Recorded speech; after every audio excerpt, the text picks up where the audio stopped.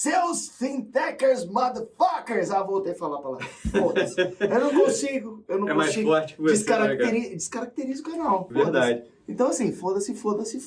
Bom, vamos falar hoje de Banco Inter. Bora. Soltou resultado também. Resultado meio misto, meio bosta, meio bom. Não sei. Aí a gente vai dar vamos essa destrinchar ao longo do vídeo. Vamos destrinchar ao longo do vídeo. E aí eu separei 5 perguntas que vão te colocar aqui na berlinda pra ver se você é... Ver se eu entendo mesmo de fintech ou não, né?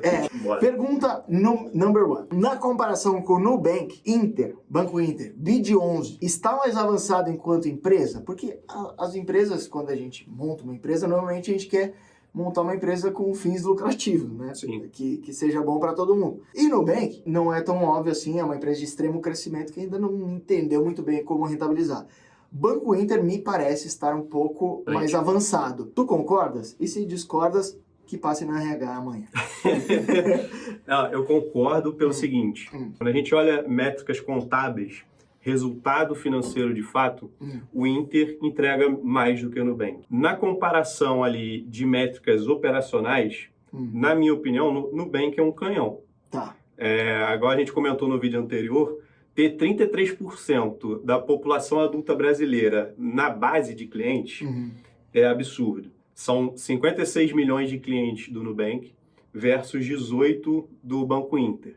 Então, pelo tamanho da base, em comparativos de crescimento, o Nubank cresce mais que o Banco Inter. Mas aí, agora vamos ao que interessa. Qualidade de crescimento. Na minha visão, o Banco Inter é muito melhor. Por quê? Se for comparar com o Nubank, é muito melhor. Se for comparar com os bancos tradicionais, não. Os bancos tradicionais sabem operar bem Brasil, e aí não tem como os bancos digitais serem comparados a eles. Tá. Acho que a melhor comparação, a mais fair é essa.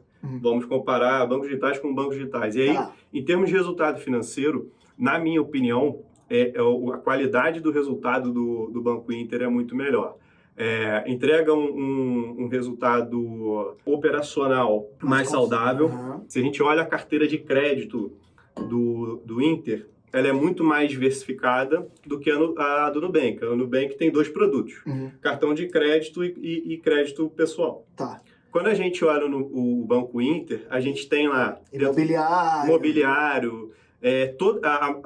A maioria das carteiras de crédito que existem nos bancos tradicionais também.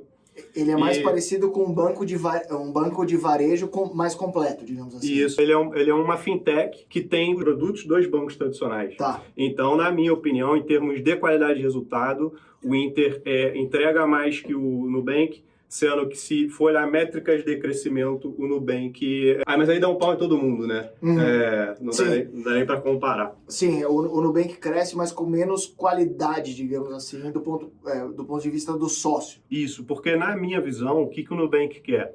Atingir uma base gigantesca... E depois ver como é que resolve isso aí. Porque, por exemplo, se tiver metade do Brasil na base, tiver que rentabilizar depois e perder metade dessa base, ainda vai ser muito dinheiro. Então, na minha visão... São estratégias diferentes. Sendo que em algumas a gente encontra similaridade. Por exemplo, o Inter também quer se internacionalizar. Sim. Igual o Nubank, que é negociado lá fora... O Nubank já atua na Colômbia e também no México. O Inter tem essa intenção, né? A gente acabou de sair a notícia recente da migração da base acionária do Inter para a Nasdaq. Essa era uma das perguntas. Aqui bloqueou o celular aqui com perguntas. Deixa eu desbloquear ele aqui. Está mais avançado enquanto empresa, com fins lucrativos, mas em termos de crescimento, é um excelente crescimento. Exato.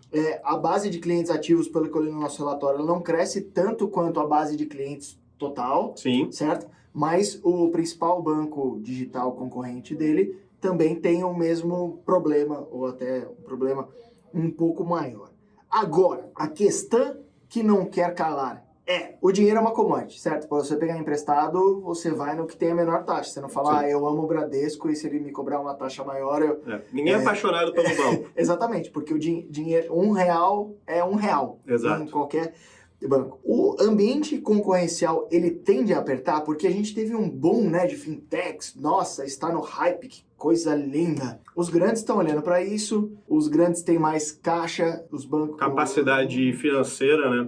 E até mesmo de comprar quem está incomodando. A questão é, há algum tempo atrás falavam, os bancões vão ser engolidos pelos bancos digitais. As fintechs são o novo hype e hoje eu percebo que os bancões continuam dando resultados excelentes e esses bancos que nasceram digitais estão dando uma capengada, estão catando o cavaco, como a gente diria lá no interior. Então, assim, o ambiente concorrencial, ele está pesando atualmente mais a favor dos bancões que tem uma capacidade de comprar quem incomoda, ou você acha que os bancos digitais ainda vão dar uma lascada nos bancos tradicionais? O ambiente concorrencial já é muito complexo para ambas as partes.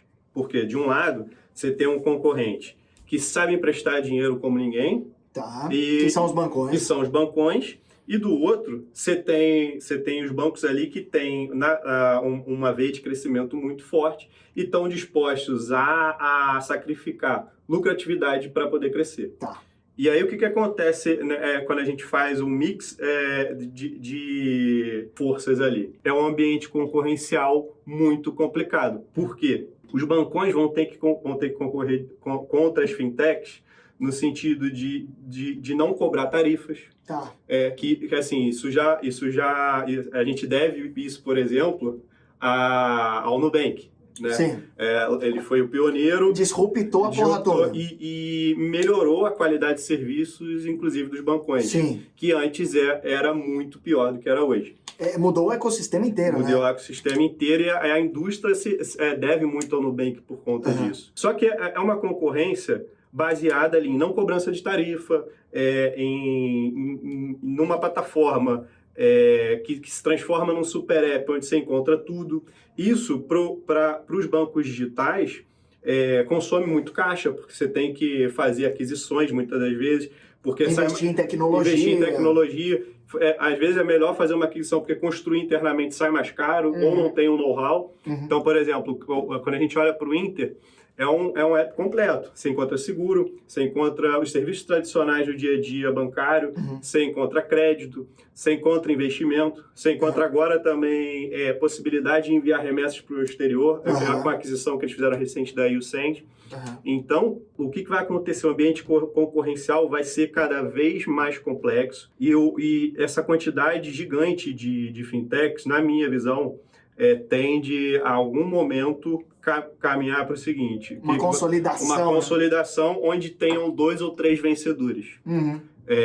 Acho que os bancos tradicionais vão continuar atuando bem no Brasil, porque eles operam o Brasil como ninguém. E das fintechs, a gente vai ver, talvez daqui num ciclo de 5, 10 anos, os vencedores desse ecossistema. No médio prazo, quem souber trampar vai engolir quem não soube muito bem. Exato.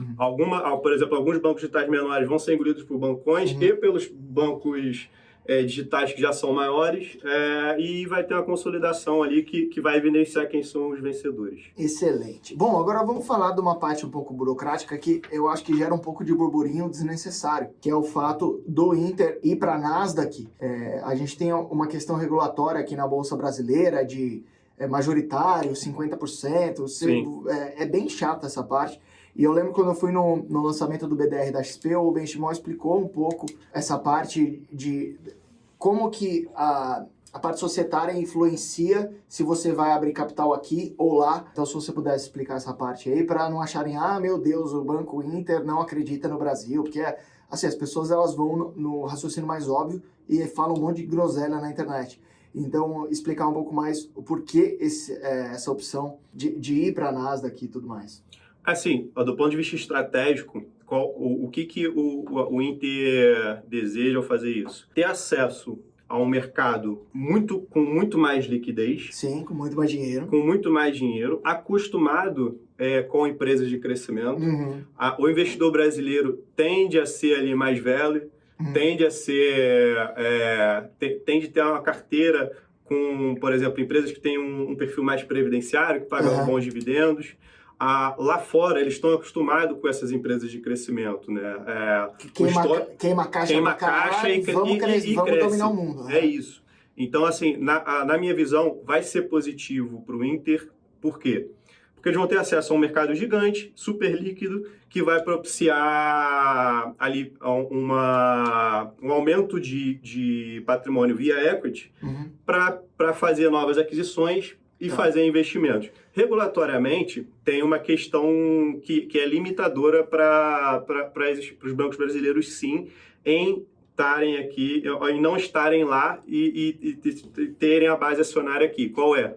Existe uma limitação ali definida pelo Banco Central que diz o seguinte: precisa ter um grupo controlador que tenha pelo menos 50% das ações ordinárias. Sim. E à medida que você vai aumentando seu capital... Você vai se diluindo, né?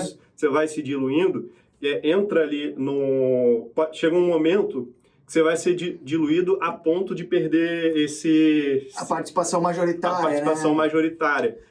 Que é mais de 50% das ações ordinárias. Isso. E aí, o que acontece? Se hoje, por exemplo, se eu não me engano, o grupo controlador hoje tem 53% das ações ordinárias. Num próximo follow-on, o que eu poderia ter ali uma diluição tão grande que o grupo controlador deixasse de ter mais do que 50%. E lá fora não tem essa lei? Lá fora não tem essa limitação e tem uma possibilidade de se emitir classes de ações diferentes, classe A, B, C. Sim. E aí vai facilitar muito o Inter nessa questão regulatória e estratégica. Para mim, a vantagem é gigantesca. Tá. Maior liquidez? Maior liquidez. Não tem regrinha de limitadora. E você vai poder ter dinheiro para investir e crescer. No mercado que já está mais acostumado com empresas de crescimento. A Nasdaq, ela é basicamente empresas de tecnologia e de crescimento. Então, quem está lá já sabe que é o quê? A Cracolândia dos investimentos. É isso. Exato. É isso. E por fim, lendo o relatório, vocês podem testar a Inside 7 dias grátis, o link vai estar na descrição aí. Eu vi que a gente está com recomendação neutre, que agora a gente tem que falar a linguagem neutra. Mas você já falou, foda-se, agora já era. É óbvio que não, era a piada mais esdrúxula que eu já soltei aqui no canal. Para uma empresa que tem mais de 100% de potencial de valorização, ou seja, a gente acha que o preço por ação está sendo cotado a menos da metade do que deveria valer. Sim. Para quem é viciado em empresas de crescimento, o cara bate o olho no upside e ele compra baseado no upside. Sim. Como é que explica para esse energúmeno que a gente está com uma recomendação neutra com uma empresa que tem um grande potencial de valorização? Ali tem duas questões. Uma é mais técnica, que é de valuation. Tá. Quando a gente foi calcular o valor do Inter, a partir das demonstrações contábeis, das premissas econômicas que a gente joga nos modelos, a gente chegou nesse valor. E, realmente, o potencial de crescimento de preço é muito grande. A ação já se desvalorizou mais de 75% em um ano. Então, um drawdown gigantesco. Sim. Então, em termos de valuation, ela foi bem descontada. E aí, por que a gente hoje dá uma recomendação neutra? É muito mais baseado no cenário macro do que na parte específica ali, que é em relação à realidade da companhia. Então, quando a gente olha para o cenário macro hoje, a gente tem ali um cenário que é mais hawkish, né? Os bancos centrais ao redor do mundo, eles vão pressionar, aumentar as taxas de juros para controlar a inflação. A gente tem um ambiente hoje inflacionário no mundo inteiro. Isso a gente não sabe quanto tempo vai durar. E esse cenário ele é muito ruim para empresas de crescimento, Sim. como é o caso do Inter. E aí a gente não dá uma recomendação de compra nesse momento, porque a gente não vê no curto prazo uma virada de chave em relação a cenário macroeconômico. Tá. E na nossa visão, se você quer se expor ao setor financeiro, existem opções melhores na conjuntura atual. Sim. Que é Banco do Brasil e Itaú. Bancos que pagam bons dividendos, que você vai conseguir competir com a renda fixa de forma mais igualitária. E o risco da operação deles é infinitamente menor do que a do Inter.